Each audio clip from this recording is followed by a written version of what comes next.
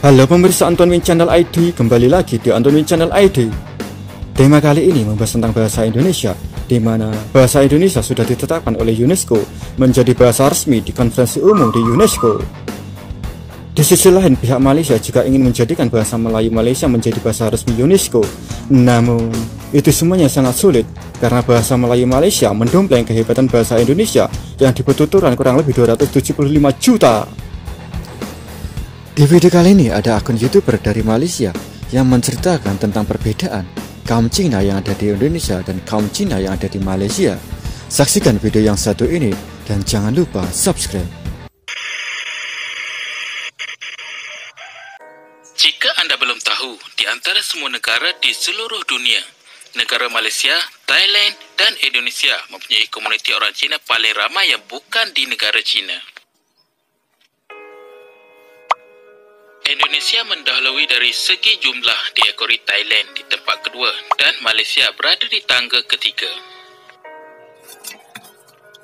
Walaupun begitu, akibat daripada perbezaan budaya setempat dan proses asimilasi, budaya dan warisan generasi orang Cina yang ada juga berubah mengikut negara-negara yang mereka diami.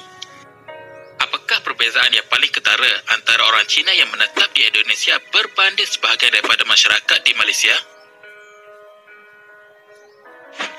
Berikut kami kongsikan 5 perbezaan paling besar yang jelas kelihatan apabila perbandingan dilakukan kepada kedua-duanya.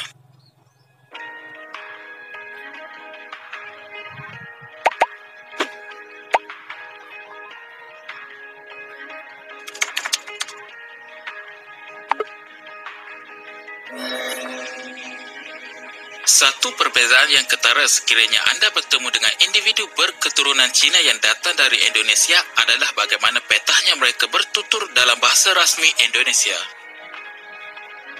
Sebutan mereka jelas, sehingga kan tidak ada bezanya dialek mereka yang berketurunan Cina dengan mereka yang berdarah Jawa misalnya. Fenomena sama sebenarnya turut berlaku di negara kita, melibatkan generasi masyarakat Cina yang kita kenali dengan nama Cina peranakan atau Baba dan Nyonya. Komuniti Cina peranakan yang datang lebih awal ke Tanah Melayu mempunyai kemahiran berbahasa tempatan yang sangat baik menyamai dialek orang tempatan yang ada. Bagaimanapun, untuk generasi masyarakat Cina yang datang kemudian sekitar abad ke-18 dan 19, corak hidup yang diamalkan akibat dasar pecah dan perintah British menyebabkan kurangnya pemupukan dan perkongsian bahasa. Ini menjadikan masyarakat Cina di Malaysia ketika ini mempunyai kemahiran berbahasa Mandarin lebih baik berbanding etnik Cina di Indonesia.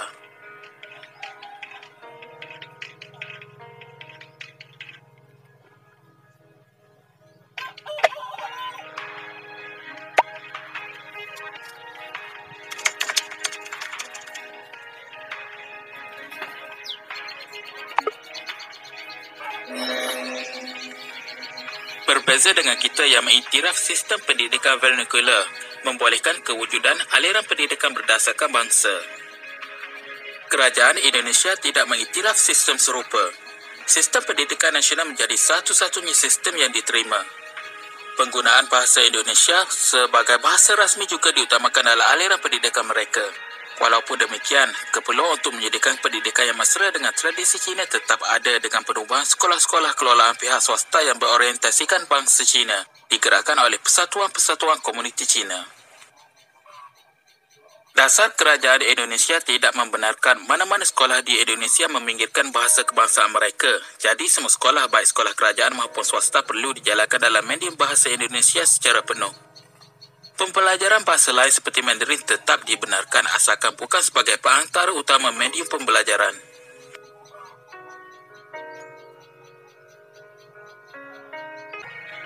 Pada pilihan raya 2019, dua parti etnik Cina iaitu PSI dan Perindo bertanding namun gagal mendapat kerusi dalam kerajaan.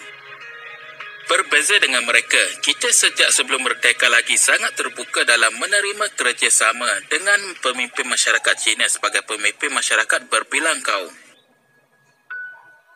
Parti Malaysian Chinese Association atau MCA juga telah pun ditubuhkan pada tahun 1949, memainkan peranan besar dalam membawa suara masyarakat Cina dalam kerajaan.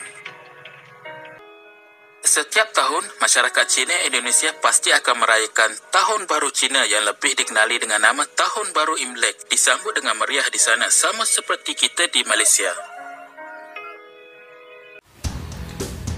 Oke teman semuanya, jika teman-teman suka dengan video ini silahkan teman-teman like, komen, dan subscribe.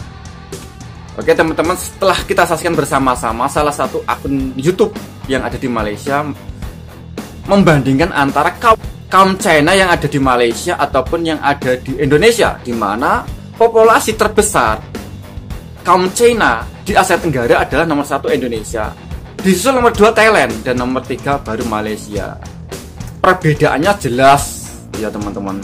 Jadi akun dari Malaysia tersebut menjelaskan perbedaan antara kaum China di Indonesia dan kaum China yang ada di Malaysia, di mana kaum China yang ada di Indonesia ini masih berbahasa Indonesia, beradat budaya bangsa Indonesia. Namun di Malaysia itu dulu sempat seperti itu.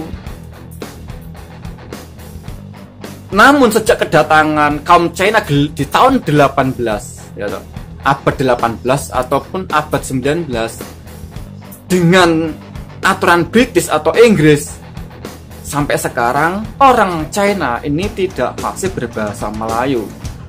Mungkin ya teman-teman, ini yang bisa dikatakan politik pecah belah oleh pihak kolonial British atau Inggris. Kalau orang China ya bertempat tinggal di Indonesia dan menjadi warga Indonesia, itu jelas menguntungkan semuanya, menguntungkan pihak bangsa Indonesia sendiri dan rakyatnya. Tetapi kalau kaum China yang ada di Malaysia ini tidak menguntungkan siapapun ya. Kaum Melayu tidak diuntungkan karena dia merasa Malaysia ini milik orang Melayu. Etik Cina juga seperti itu gitu loh. Dia di bawah pemerintahan kesultanan, yang diistimewakan adalah golongan Melayu. Jadi sama-sama tidak nyaman lah gitu loh. Dan kita sebagai bangsa Indonesia harus bersyukur dan bangga, karena tujuan video seperti ini itu untuk kita membangkitkan rasa bangga kita, rasa nasionalisme kita kepada bangsa kita Indonesia. Jadi tidak mudah terpecah belah, tidak mudah diadu domba, karena kita mempunyai kebanggaan, rasa nasionalisme. Karena apa? Cinta tanah air ini sebagian dari iman. Itu fatwa ulama Indonesia atau Nusantara, itu fatwa dari ulama ya teman-teman. Bukan sembarangan, bukan ngawur kayak yang di Malaysia itu. Oke teman-teman, bagaimana menurut Anda? Silahkan teman-teman berkomentar di bawah kolom komentar. Cukup sekian video dari saya. Apabila ada kesalahan, mohon maaf yang sebesar-besarnya. Wassalamualaikum warahmatullahi wabarakatuh. Salam NKRI.